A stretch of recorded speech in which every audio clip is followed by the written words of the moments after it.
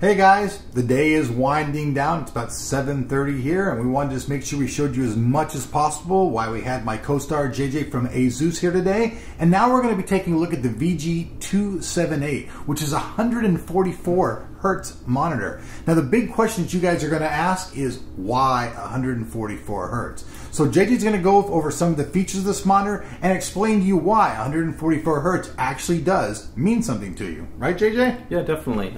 We've actually been a really big supporter of NVIDIA and their 3D Vision product, and we've actually released multiple panels. So there's actually a second generation version underneath this one, which is 3D Vision 2 and supported 120 Hertz, as well as the first generation, which is also 120 Hertz. Now there's been a lot of discussion. Backlit is the shit.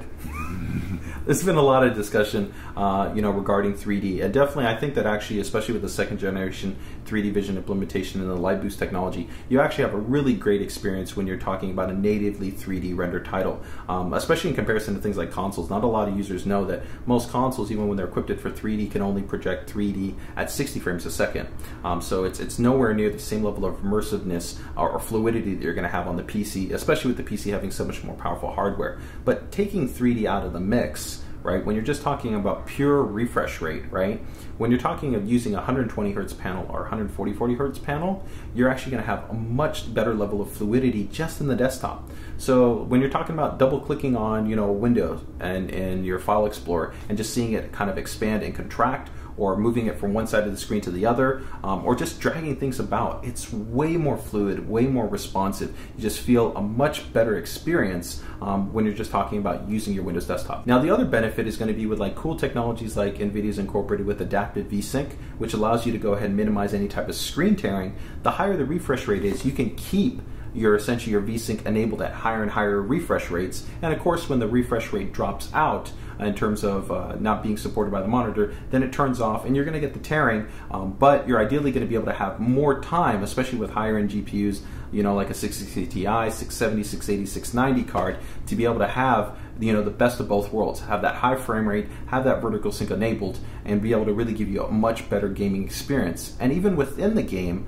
outside of the VSync, when you just have had that faster response time, that refresh rate, when you're just moving the actual field of view and let's say maybe your crosshairs or your different HUDs, and they're moving on screen, it's just a much more fluid process. So outside, of course, a lot of the cool things that are on the monitor, such as like corrective aspect ratio for guys that are maybe playing older titles that aren't natively designed for widescreen. So this one you can change to 4:3, 16:9, 16:10. Yeah, there's really nice features like that. Of course, you have full actually adjustment in terms of the height, which is nice. Especially for in a gaming environment, you might be able to want to just adjust it for better field of view. Of course, you're also going to be able to tilt the panel, which is a nice plus, and even actually have swiveling action. So one thing to note, folks, on the back of the monitor back here, there's a little pin that sits at the bottom of the monitor down here. And in order to use the adjustment, you got to remove the pin. Now, I didn't know that for the first couple of days I have it, because I thought, okay, it's a cotter pin. It's holding the monitor together. And I was struggling with it. Then I pulled the cotter pin and laughed at myself at how simplistic it was. Once you remove the cotter pin, it's easy to move up and down and very fluid. Yeah, and you can, of course, also use that to then lock it in place like you were stating. That along with, the rest of just the nice functions and features that we have on here, such as, additional HDMI connectivity, a little bit more amplified speakers, 3 watts versus most of the monitors that use 1 watt. It's definitely a nice plus. So when you're considering a new panel, we offer a huge lineup of panels, even including now 2560 panels, which we're going to be launching this month. So just something to give a little bit more insight. We get a lot of questions from users relative to kind of what's good monitors to select. I get that question every day. What monitor should I buy? How should I choose buying it? And it can be confusing because there's a lot of different things to take into consideration, whether it's things like the refresh rate, the resolution considerations, what type of panel, is it an IPS, is it a TN, how does that affect color quality, what are the presets, and all those things. And I also noticed that a lot of users, even though they own the ASUS monitor, they don't even use the splendid features. Like, I really like the splendid features. You can go in, change things around, make it brighter. They have a bunch of different things for gaming, for movies. I like that. So instead of having to go in and calibrate everything, I just go and choose one of those presets and it sets me up. I notice a lot of people out there, even though it's on the monitor, they're not even using it. Well, yeah, I mean, it comes from the fact that sometimes a lot of the best features aren't necessarily as understood, and that's part of the reason why we're taking the time to definitely bring that information to users. My features are always misunderstood.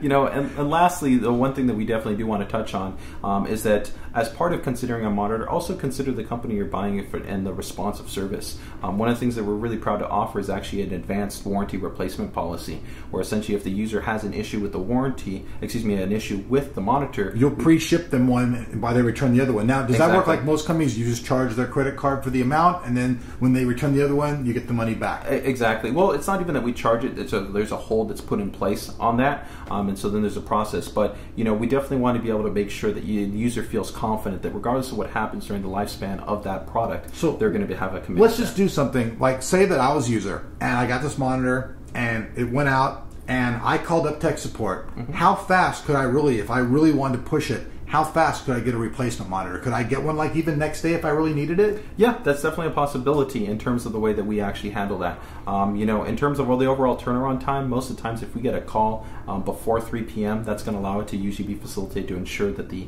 RMA process is actually handled the same day. Now, I want to just, folks, you guys always send me these mails. We went through this big old huge thing about cat leap and all this stuff. Me personally, I like working with a company that I know has a backbone that's strong. RMA procedures, warranties, all those things are important. So sure, you can go out and buy monitors that all look exactly the same, but at the end of the day, the warranty procedure and the company you're buying from really have a lot to do with what you're buying. And people at the same time just misunderstand. They're like, oh, I can get a cat leap, it costs $10, less. You might save $10 in the quick run, but in the long run, you've got no warranty support, nobody to help you out, and if your monitor goes down, you're just SOL. Yeah, definitely. I mean, at the end of the day, there's a collective kind of multiple points to consider when you're considering a product, and definitely service is one of them, and we just want to let users know that regardless of which product they're buying within our monitor lineup, we're standing backing to back up that product. Now, currently, any of the 460 series or higher cards by NVIDIA will power this monitor. Right now, AMD doesn't have the technology, but they're currently working on a driver to support it. So right now, if you want to have the 144 Hertz, you're going to need to use an NVIDIA card, but this is supposedly a temporary situation, correct? Yes, we are working with NVIDIA to enable that, but right now, like you said, any GTX series, 400 series essentially, and newer will be able to enable that 140 Hertz support.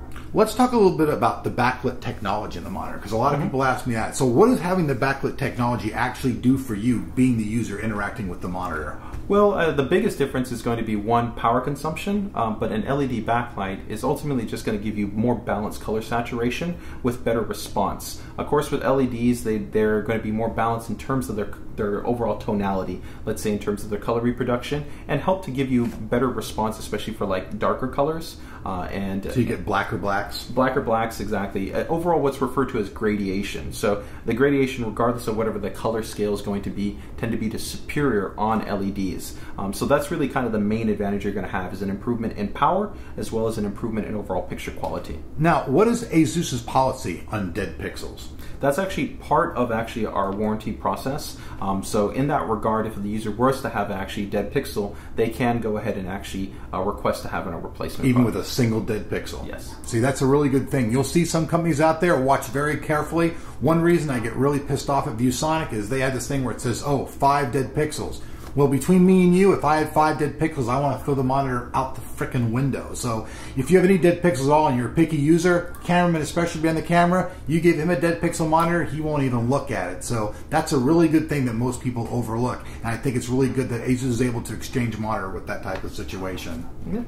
Now, this monitor right now is going to come to market at about how much? Right now, actually, we're just literally launching it, so I don't have a confirmed MSRP, but I think you're going to be looking at about the $500 price point. Okay. Yes. Now, this one won't come included with the 3D glasses, so that is something to keep in mind. It's more focused for users that are looking kind of for that best response in terms of their desktop experience and the fluidity that they're going to have. But definitely, you can purchase the 3D Vision kit that's available at either e-tailers or online retailers. Now, like before, JJ, I'm interrupting you, but before when I got one monitor from you, there was 2 different packages. Correct. The monitor I could get, it had the stuff built in, and you could buy the glass separately, or the package that you guys actually provided with you came with everything in it. Will users also have that same ability with this series to buy one that's a complete complete gaming package or just to buy the monitor? I think that's definitely going to be based on user feedback. The previous generation we had usually an HE and an H model, so one would actually come included with the full 3D vision kit and the other one wouldn't come included with it. So that just depends on user feedback. So we're looking definitely you guys make sure you give them your feedback and let us know, what do you prefer. But at this point we were just trying to bring this new technology to the market and be able to provide it at a little bit more cost aggressive price point. So that's the main reason why we've gone ahead and removed the 3D vision classes. Right on. Well, guys, I know it's really hard to show the features of a monitor, but we're going to try tomorrow on our Tech of Tomorrow channel. We're going to bring JJ back over and we're going to actually try to give you some still shots and some videos where we actually show the difference between a 60 Hz monitor, a 120 Hz monitor, and a 144 Hz. So wish us luck and we'll see you guys tomorrow.